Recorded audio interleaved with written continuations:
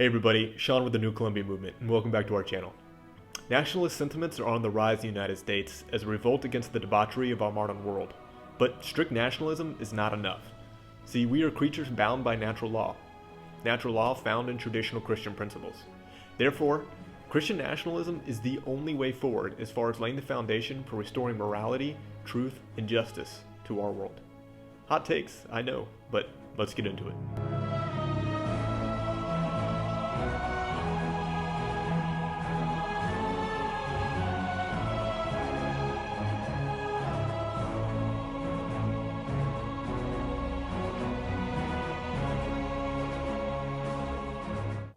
So your reaction to the label Christian nationalism is probably entirely dependent based on which side of the political spectrum you're coming from.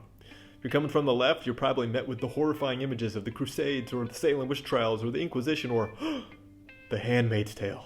Hear our prayer.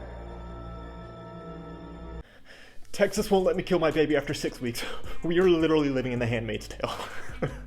This is literally how these people think. It's ridiculous. But if you're on the right, you probably have this weird pseudo-affiliation with what it means to be Christian nationalist.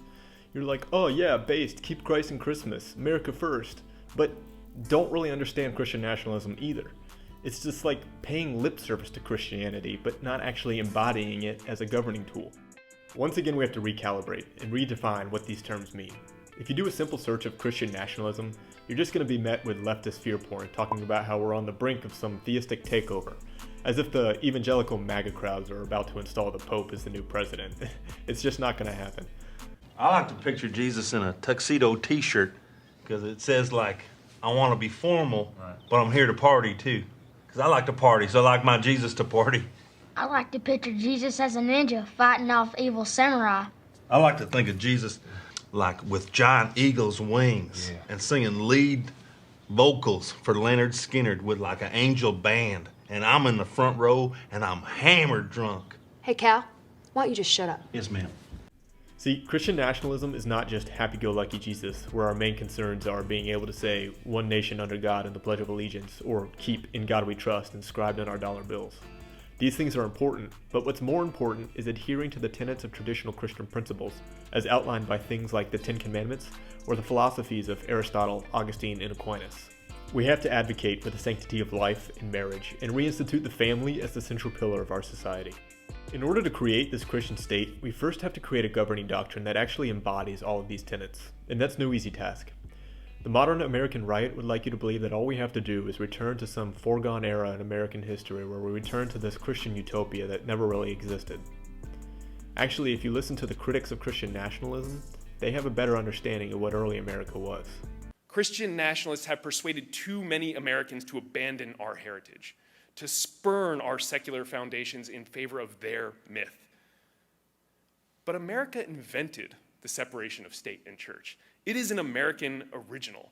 The idea was born in the Enlightenment, but it was first implemented in the American experiment. And it is time for us to reclaim that heritage and bury their lies. This is not a Christian nation. Our Constitution does not belong to the Christian nationalists. It belongs to we the people, all of the people. And it's about damn time that we take it back. We've talked about this in previous videos, but this is where we have to make that distinction between the letter of the law and the spirit of the people. Early Americana definitely embodied Christian principles, far more than we do today. But unfortunately, the letter of the law, as outlined by the Constitution in the Revolutionary era, was built on secular liberal principles. Liberalism is the freedom from something, whereas traditional Christianity would be freedom for something. Freedom for the pursuit of the good. Freedom for the pursuit of aligning with natural law. This is where the majority of the right wing get off. See, they may have issues with the glaringly obvious insults against Christianity like drag queen story hour or usury as the foundation of modern economics. They're not ready to sacrifice their consumer comforts. Heaven forbid you take away beer and sports from the modern American male. We've become so docile and sheepish. This is what allows the progressives to be so successful, because we'll just sedate ourselves with our favorite vice. Christian nationalism is a rejection of liberalism.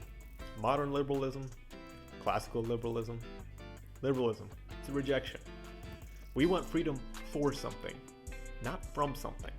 We want to reestablish a healthy relationship with hierarchy, with God being at the top of that hierarchy. Institutions and government is not corrupt in and of itself. But when we remove Christian virtue from these institutions, it allows for that corruption to fester and grow. So how do we go about actually instituting Christian nationalism? And is that something that's even possible? Well, we almost did it on January 6th, so if we can just kidnap Governor Whitmer one more time and Just kidding. That's a joke for all you haters out there. Nice try, FBI. Not today, CIA. No, a lot of people will look at this video and just dismiss it as being impractical, but actually it's very practical. Recently, 40% of Biden supporters and over half of Trump supporters agreed that splitting the country is a good idea. We're moving towards a point of balkanization.